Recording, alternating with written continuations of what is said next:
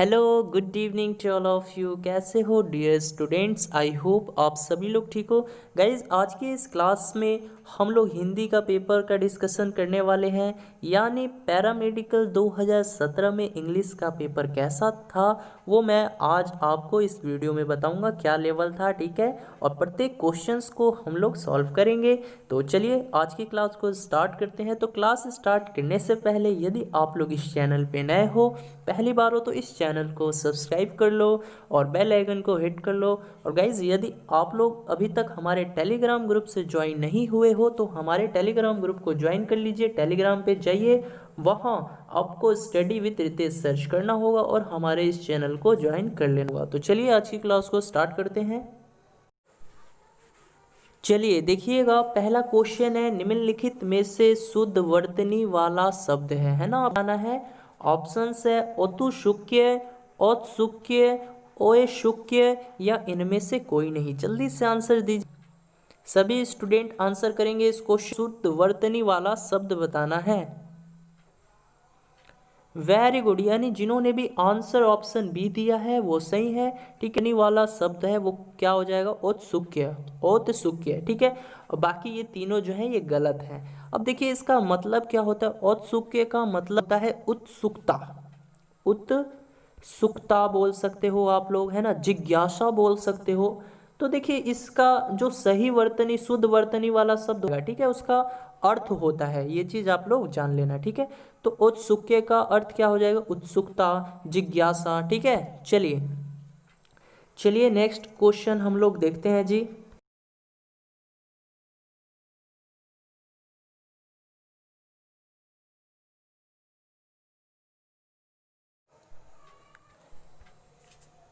चलिए देखिएगा, second question है, रस के संबंध में वाक्य रसात्मक काव्यम किस आचार्य ने कहा है?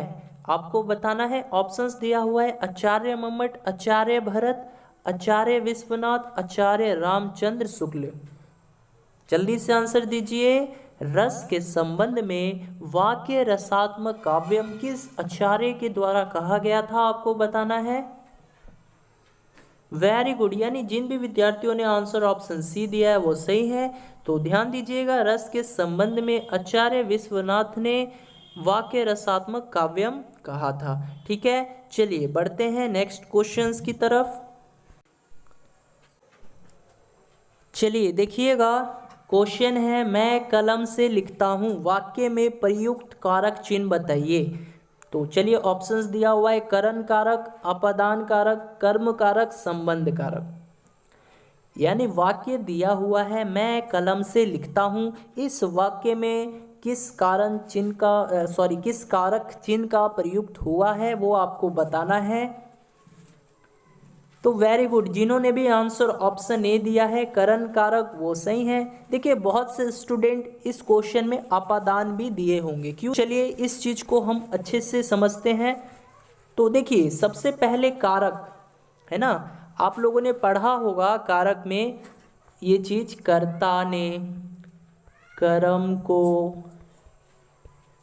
करण से, पढ़े हो ना, कर्ता ने कर्म को करण से संप्रदान के लिए, पढ़े हो कि नहीं? जल्दी से बताओ तो। कर्ता ने कर्म को करण से संप्रदान के लिए आपादान से संबंध में संबंध का होता है ना। यानी कर्ता ने कर्म को करण से संप्रदान के लिए आपादान से संबंध का अधिकरण में, इतना चीज आपको याद रहेगा, क्या होता है अधिकरण में। फिर से मैं बता देता हूँ, कर्ता ने कर्म को करण से संप्रदान के लिए आपादान से संबंध का अधिकरण में, इतना चीज याद होगा तो आप लोग ऐसे क्वेश्चन जो है बना सकते हो, यानी कारक चिन्ह से संबंधित। अब देखिए यहाँ पर करण से है, आपादान से है ना।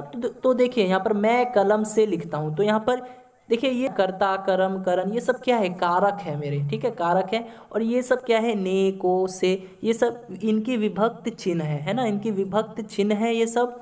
तो अब देखिए मैं कलम से लिखता हूँ, से, तो यही आपको बताना था कि ये वाक्य में प्रयुक्त कारक चिन्ह बताना था। देखिए ये सब कारक चिन्ह है, तो आपको तो पता है जो से आया है एक तो करण में आया है और एक आपादान में आया है, तो इन्हीं दोनों में से कोई एक होगा, है ना। तो अब आप लोग आंसर करण भी दे सकते थे, अपादान भी दे सकते थे, लेकिन यहाँ पर जो आंसर होगा ना वो करण ही होगा। क्यों होगा, अब इस चीज़ को आप लोग अच्छे से समझना। तो याद रखना है कि कोई भी चीज़ किसी साधन से तैयार किया जा रहा है या फिर बनाया जा रहा है तो वहाँ कारक चिन्ह क्या आएगा, करण आएगा। ठीक है, जैसे मैं कलम से लिखता हूँ यानी वो लिख रहा है, तो यहाँ पर साधन क्या है लिखने का, कलम है, तो इसीलिए यहाँ पर जो कारक चिन्ह आएगा वो क्या आएगा, करण आएगा। अब यहाँ अपादान का जो विभक्त चिन्ह था वो भी तो से था, है ना।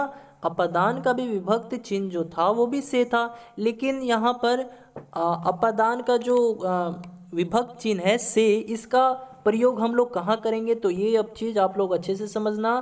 तो आपको याद रखना है कि जब भी की या फिर किसी भी चीज़ का किसी से अलगाव हो, यानी किसी व्यक्ति का किसी व्यक्ति से अलगाव हो या फिर किसी भी चीज़ का किसी से अलगाव हो, तो वहाँ जो है अपादान कारक का विभक्त चिन्ह जो है से का प्रयोग करेंगे हम लोग। ठीक है, जैसे वृक्ष से पत्ता गिरा, तो यहाँ देखिए वृक्ष से पत्ता गिरा, है ना, तो यहाँ देखिए पत्ता का अलगाव हुआ वृक्ष से, तो क्या आएगा, से आएगा। आप लोग समझ गए, आई होप आप लोग समझ गए होंगे। तो चलिए बढ़ते हैं अब नेक्स्ट क्वेश्चंस की तरफ। चलिए देखिएगा, नेक्स्ट क्वेश्चन है, एक भारतीय आत्मा के नाम से कौन सा कवि विश्व विख्यात है ना। एक भारतीय आत्मा के विश्व विख्यात है, चलिए बताइए। केदारनाथ अग्रवाल, अयोध्या सिंह उपाध्याय, हरिओद, माखनलाल चतुर्वेदी, मैथिली शरण गुप्त। जल्दी से बताइए तो कौन से कवि विश्व विख्यात हैं एक भारतीय आत्मा से, एक भारतीय आत्मा के नाम से, बताइए। वेरी गुड, जिन्होंने भी आंसर ऑप्शन सी दिया है वो सही है। ठीक है, तो एक भारतीय आत्मा के नाम से कौन से कवि विश्व विख्यात हैं जी, तो माखनलाल चतुर्वेदी। चलिए बढ़ते हैं नेक्स्ट क्वेश्चंस की तरफ।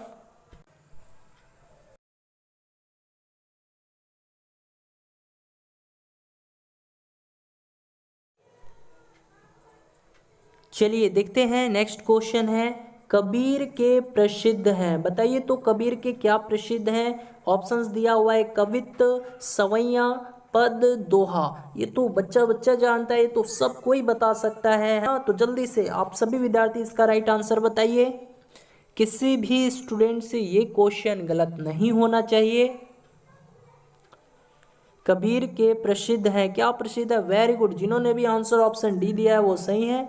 तो कबीर के दोहे जो हैं प्रसिद्ध हैं। आप लोग जब 10th में 12th में पढ़ते होंगे तो आप लोग को कबीर के दोहे याद करने को मिलता होगा, है ना।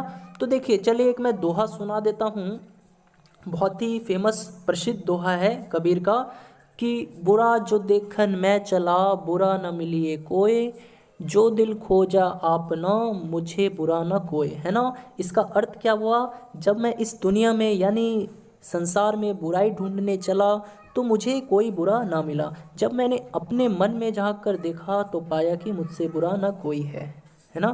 तो ऐसे ऐसे दोहे जो हैं फेमस हैं, तो आप लोग कबीर के दोहे पढ़ा कीजिए जब टाइम मिले एग्ज़ाम के बाद। ठीक है, चलिए चलिए देखिएगा, नेक्स्ट क्वेश्चन हम लोग देखते हैं 86 नंबर।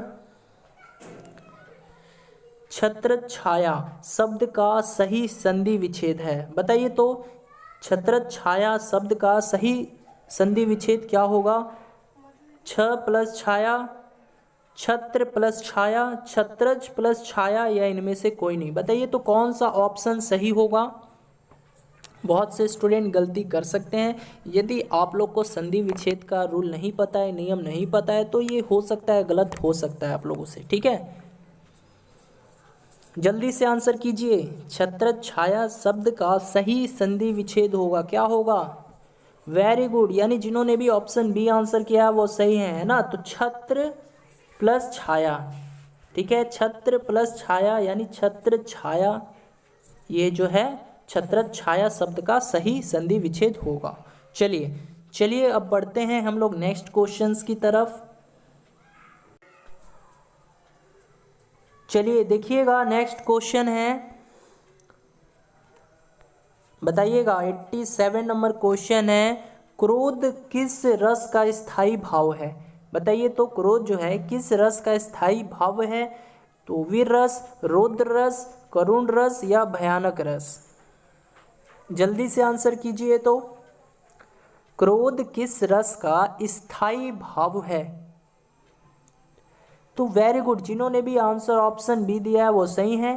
ठीक है, तो आपको याद रखना है क्रोध जो है ये रौद्र रस का स्थायी भाव है। समझ में आया? चलिए बढ़ते हैं नेक्स्ट क्वेश्चंस की तरफ।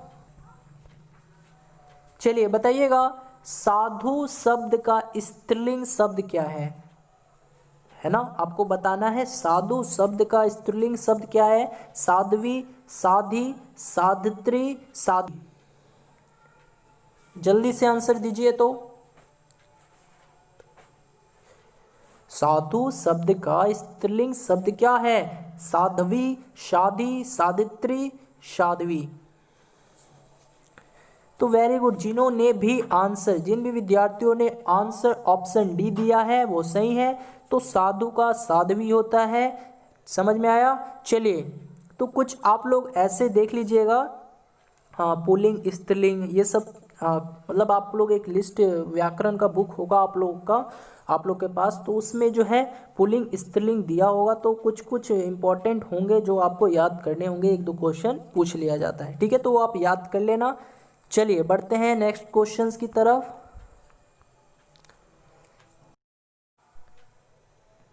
चलिए देखिएगा, नेक्स्ट क्वेश्चन है, जायसी ने किस भाषा में पद्मावत की रचना की?